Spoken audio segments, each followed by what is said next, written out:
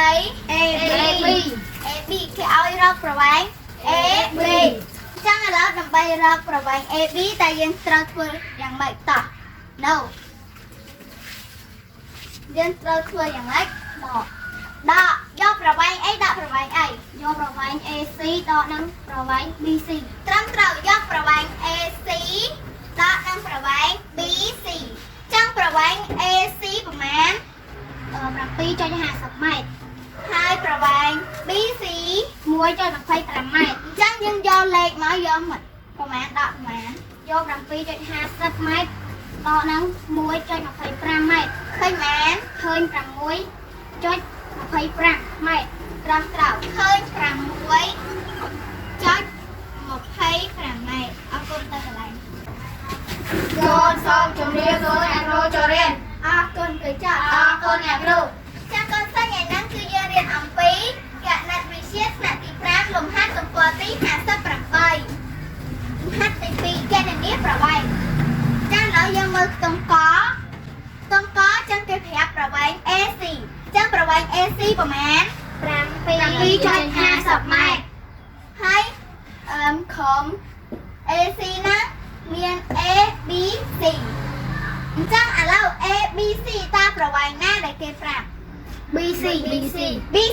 ប្រវែង BC ចឹងប្រវែង BC ប្រមាណ 1.25 ម៉ែត្រអញ្ចឹងឥឡូវគេឲ្យរកប្រវែងអី AB គេឲ្យរកប្រវែង AB អញ្ចឹងឥឡូវដើម្បីរកប្រវែង AB តែយើងត្រូវធ្វើយ៉ាងម៉េចតោះ No យើងត្រូវធ្វើយ៉ាងម៉េច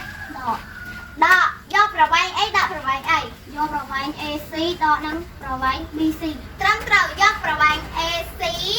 ដកនឹងប្រវែង BC ចឹងប្រវែង AC ប្រមាណ 7.50 ម៉ែត្រ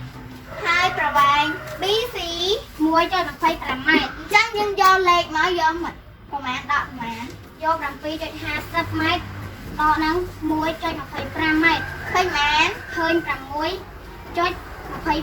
ម៉ែត្រត្រឹមត្រូវឃើញ 6.25 ម៉ែត្រអរគុណទៅកន្លែងលេខនេះស្រួលដល់អត់ស្រួលតោះឥឡូវយើងមើលខ្ទង់ខម្ដងចាក់ខ្ទង់ខប្រវែង MO មានប្រវែងណា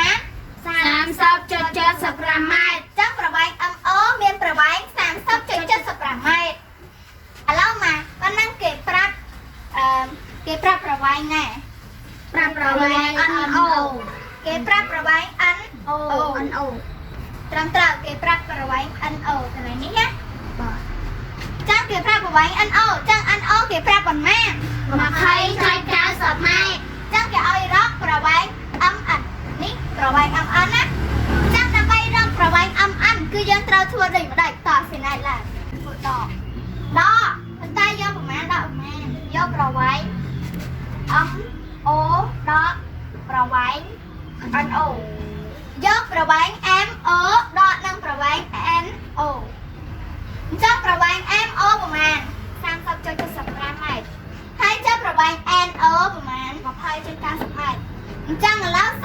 30.75 ម៉ែត្រដកនឹង 20.90 ម៉ែត្រឃើញប្រមាណ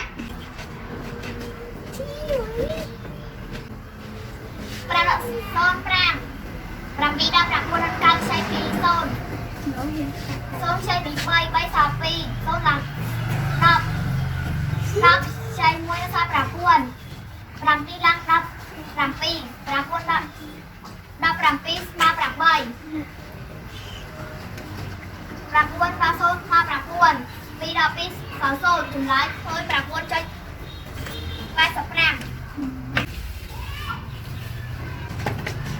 ចឹងចម្លើយឃើញ 9.85 ម៉ែត្រតោះឥឡូវលំហាត់ទី 2 របស់យើងគឺយើងយល់អត់យល់ស្រួលអត់ស្រួលអញ្ចឹងបើយល់ហើយស្រួលយើងទៅធ្វើនៅផ្ទះបន្ថែមទៀតផងអញ្ចឹងគណិតវិទ្យាឆ្នាំទី 5 លំហាត់ទំព័រទី 58 លំហាត់ទី 2 គណនាប្រវែងរបស់យើងគឺបានបញ្ចប់ហើយអញ្ចឹងសូមរៀបចំទៅផ្ទះកូនសូមជម្រាបលាអ្នកគ្រូតាផ្ទះអរគុណតែចុះអរគុណអ្នកគ្រូ